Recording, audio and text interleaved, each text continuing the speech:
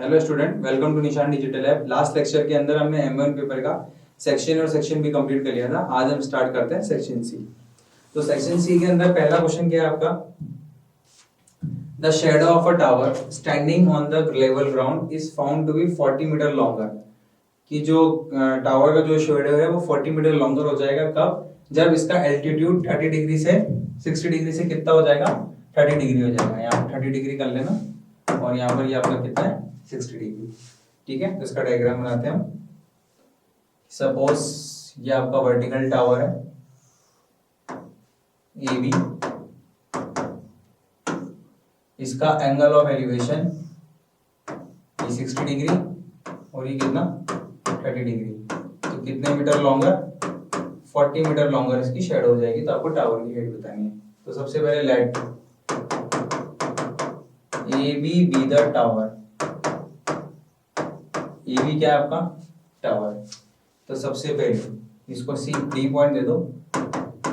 तो in triangle A B D यहाँ लगा देंगे हम 1060। 1060 क्या होता है, परपेंडिकुलर अपॉन बेस। तो परपेंडिकुलर है ए बी और बेस कितना है हमारे पास बी डी। 1060 की वैल्यू है √3 और ए बी अपॉन कितना बी डी। तो ए बी इक्वल टू कितना हो गया, बी डी इंटू में कितना √3। इसे इक्वेशन नंबर क्या दे देंगे, फर्स्ट दे देंगे। अब हमारे पास एक और ट्रायंगल है, ये ट्रायंगल कौन सा, ए बी सी। यहाँ पर क्या आपके पास 1030 परपेंडिकुलर अपॉन बेस। तो ए बी अपॉन कितना बी सी। 1030 की वैल्यू कितनी है 1/√3। ए बी तो as it is, B C को ब्रेक करके क्या लिख सकते हैं हम, B D plus D C. अब B D plus D C को क्रॉस मल्टीप्लीकेशन करेंगे तो B D plus D C equal to कितना हो गया, A B √3। B D plus D C equal to कितना हो गया, ए बी √3 हो गया। अब ए बी की जगह क्या लिख सकते हैं अपन, क्योंकि डी सी की जगह तो 40 है, तो डी सी की जगह तो सिर्फ 40 लिख दो। तो बी डी प्लस ये कितना हो गया 40 इक्वल टू कितना हो गया, ए बी √3। अब हमें चाहिए यहाँ पर टावर की हाइट। ठीक, तो आप यहाँ से क्या करो, यहाँ से बी डी की वैल्यू लिख दो। तो बी डी कितना रखोगे आप, ए बी अपॉन कितना रख दोगे √3। फ्रॉम फर्स्ट से A B upon √3 plus 40 equal to कितना हो गया, ए बी √3। अब यहाँ पर 40 रहने दो, तो ये हो गया आपके पास A B √3 minus A B upon कितना √3। 40 तो as it is, A B common ले लेंगे हम। तो ये क्या बचेगा आपके पास √3 माइनस का 1/√3। तो 40 तो as it is, A B यहाँ पर ये √3 इंटू √3 कितना हो गया 3 - 1। तो 3 - 1 कितना हो गया, ये 40 तो ये रहा और 3 - 1 2 इंटू ए बी अपॉन कितना √3। 2 से कैंसिल कितने टाइम, 20 टाइम। तो ए बी कितना आ गया आपके पास 20√3। ठीक है, तो यहाँ पर टावर की जो हाइट आ चुकी है कितनी आ चुकी है, 20√3 मीटर। चलो नेक्स्ट क्वेश्चन देखते हैं। इसके बाद है question number 12, the sum of 4th and 8th term of the AB. AP की 4th और 8th टर्म का सम आपको 24 दे रखा है और इसकी 6th और 10th टर्म का सम कितना दे रखा है, 44 दे रखा है। तो आपको पहली 3 टर्म बतानी एपी की। तो सबसे पहले 4th और 8th टर्म का सम कितना दे रखा है 24। तो यहाँ पर इस एपी की 4th और 8th टर्म का सम कितना दे रखा है 24, यहाँ पर गिवन है। ठीक है, तो 4th टर्म का मतलब कितना हो गया a प्लस 3d और 8th टर्म का मतलब कितना हो गया a plus 7d equal to 24। a और a 3d और 7d 10d इक्वल टू कितना 24। 2 कॉमन आ गया तो a plus 5d equal to कितना हो गया 24। 2 से कैंसिल कितना टाइम 12 टाइम। तो a plus 5d equal to कितना हो गया 12। क्वेश्चन नंबर कौन सी होगी, फर्स्ट। इसी के साथ में उसने बोला है कि 6th और 10th टर्म का सम कितना है 44। तो ये 6th टर्म और 10th टर्म का सम कितना है 44। 6th टर्म का मतलब क्या है a plus 5d, 10th term का मतलब क्या है a plus 9d equal to 44। a और a 2a, 9d और 5d 14d इक्वल टू कितना 44। 2 कॉमन आ गया, a plus 7d equal to कितना 44। 2 से कैंसिल कितने टाइम 22 टाइम। तो a plus 7d equal to कितना हो गया 22। इक्वेशन नंबर कौन सी होगी, सेकंड। अब हमें फर्स्ट और सेकंड दोनों इक्वेशन को सॉल्व करना है। तो a plus 5d equal to 12, a plus 7d equal to 22। Minus minus minus, a से कैंसिल, 5d माइनस 7d कितना हो गया, माइनस का 2d और ये कितना हो गया माइनस का 10, ये से कैंसिल, डी की वैल्यू कितनी आ गई 5। अब इस डी की वैल्यू को हम किसी भी इक्वेशन में पुट कर देंगे तो किसकी वैल्यू मिल जाएगी a की, तो a plus 5 into 5 equal to कितना हो गया 12, तो 5 इंटू 5 कितना हो गया 25 इक्वल टू कितना हो गया 12, तो a की वैल्यू 12 माइनस 25 कितनी होगी माइनस 13, तो फर्स्ट टर्म तो माइनस 13 आ गया और कॉमन डिफरेंस कितना आ गया आपके पास माइनस 13। अब यहाँ पर क्वेश्चन में क्या पूछा है आपको, पहली तीन टर्म बतानी है p की, तो पहली तीन टर्म कौन सी हो जाएगी a प्लस डी और कितना हो जाएगा a प्लस 2d, तो a की वैल्यू कितनी है minus 13 plus 5 minus 13 plus 2 into 5, तो माइनस 13 तो एज इट इज माइनस 8 और कितना हो जाएगा माइनस 3, ये आपने a की पहली तीन टर्म बता दी। चलो नेक्स्ट क्वेश्चन देखते हैं। इसके बाद है आपको शॉर्ट that the points 1, 7, 4, 2, 1, -1, -1 -4, 4 are the vertices of square. तो हम इन पॉइंट्स को उधर लिख लेते हैं। सबसे पहले एक तो ए पॉइंट ले लेते हैं हम 1, 7 और एक बी पॉइंट ले लेते हैं 4, 2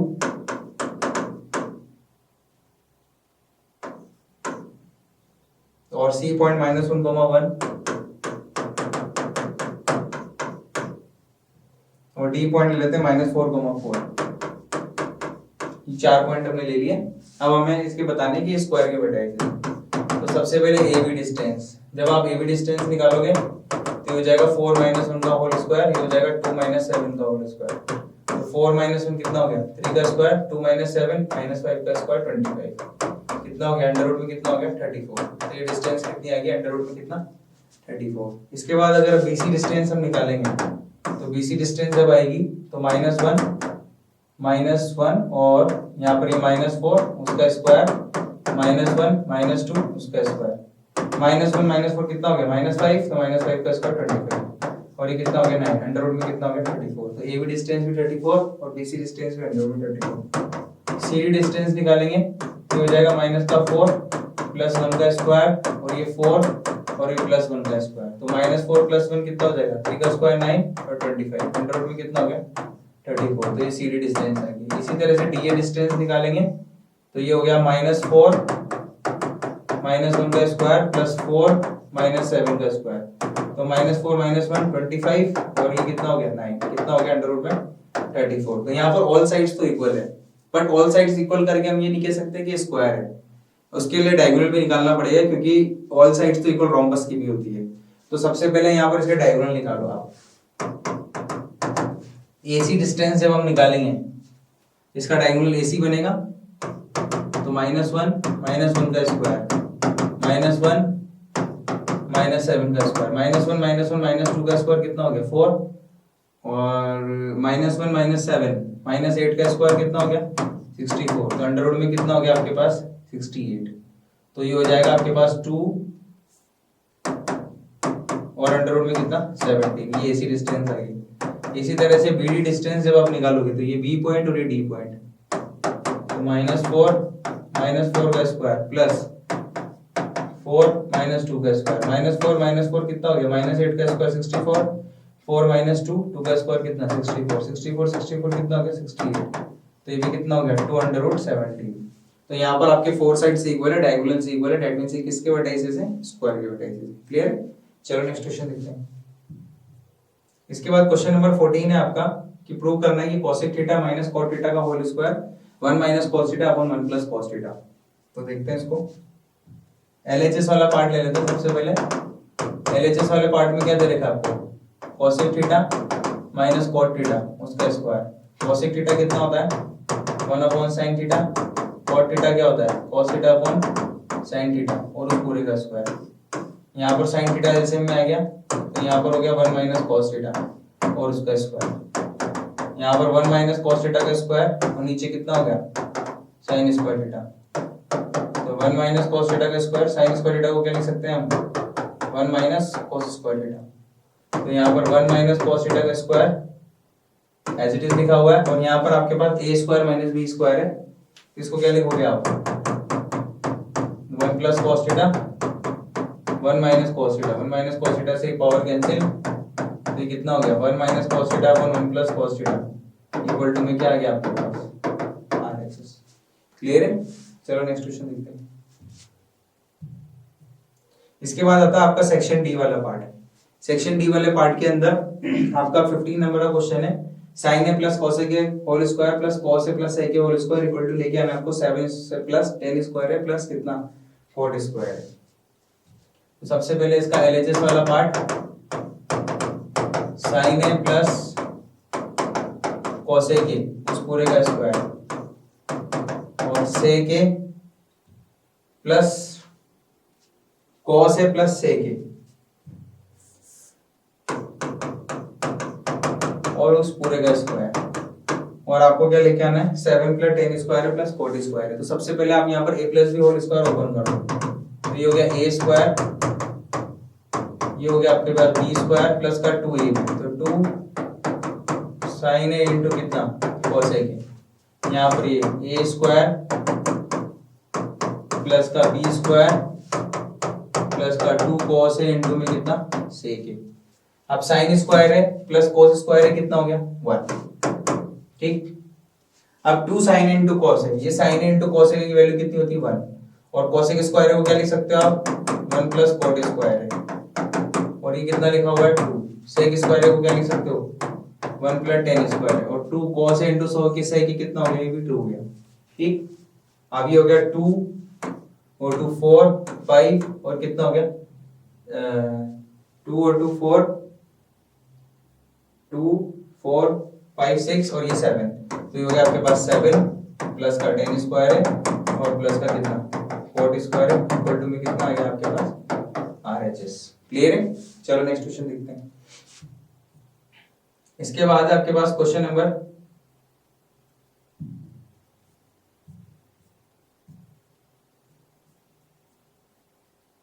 क्वेश्चन नंबर 16।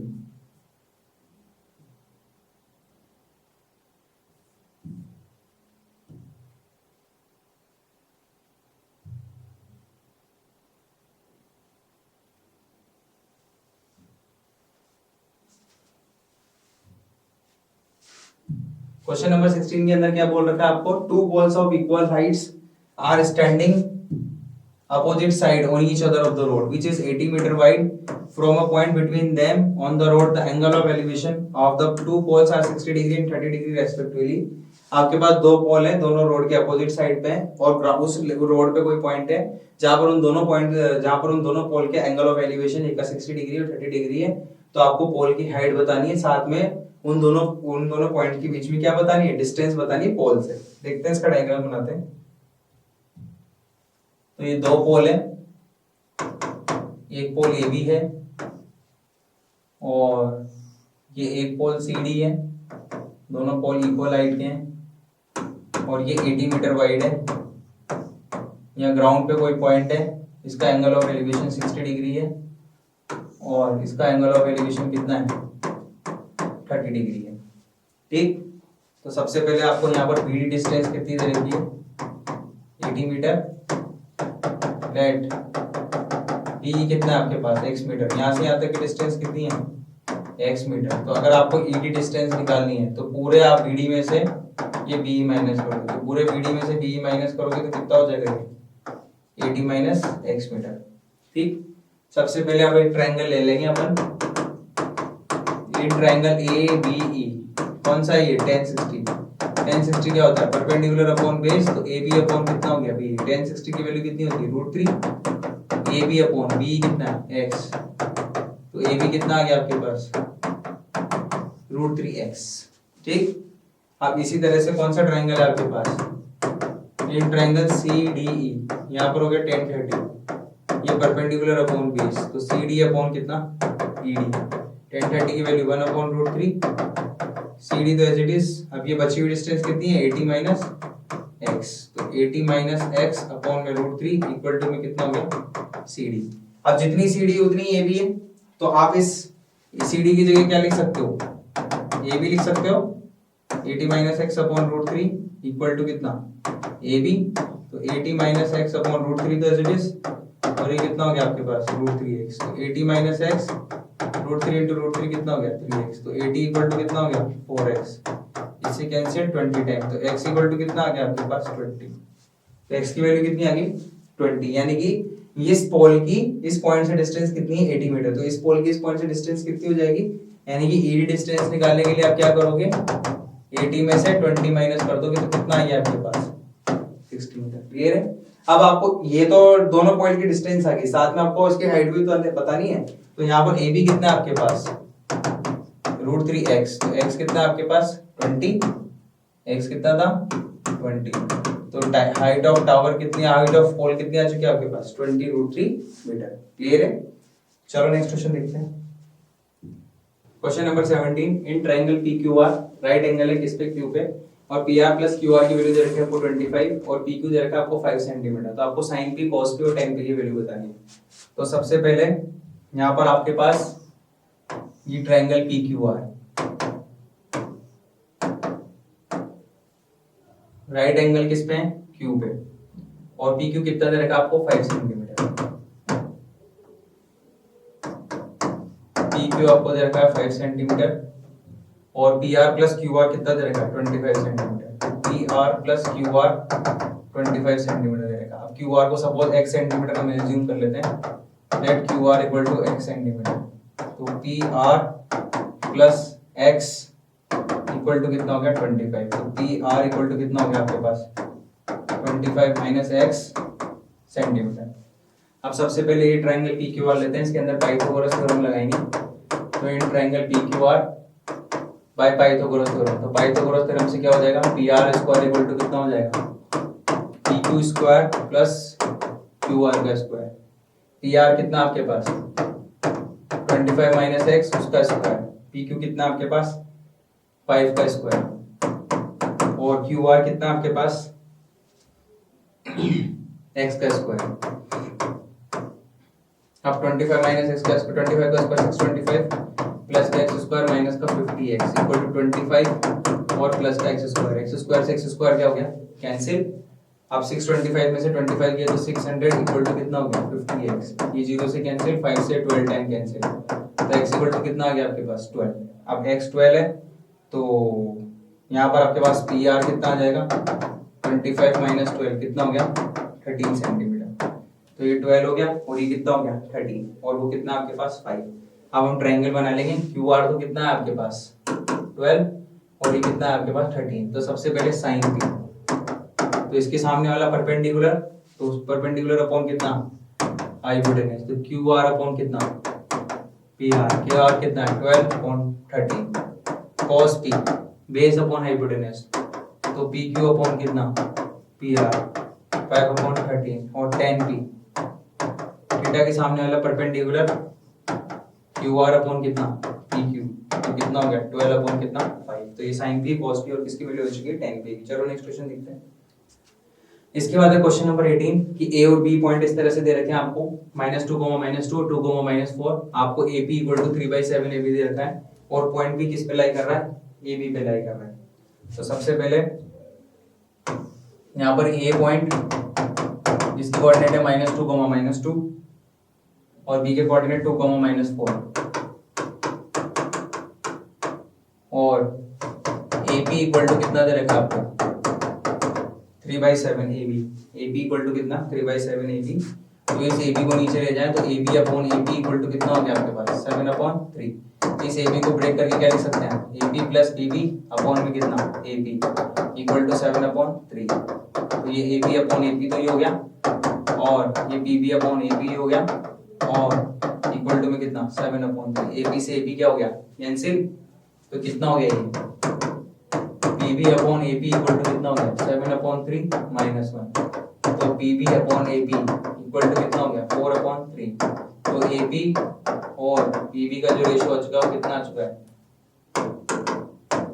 3:4। तो हमें P के कोऑर्डिनेट निकालने हैं, P के कोऑर्डिनेट निकालने तो mx2, तो 3 × 2 प्लस 4 × -2 अपॉन में कितना 3 + 4 m × y2 plus n × y1 upon में कितना m + n, तो P के कोऑर्डिनेट कितने हो गए 6 - 8 -2/7 -12 - 8 माइनस का 20/7, तो ये P के कोऑर्डिनेट आ चुके हैं आपके पास, ये हमें फाइंड करना था। चलो नेक्स्ट क्वेश्चन देखते हैं।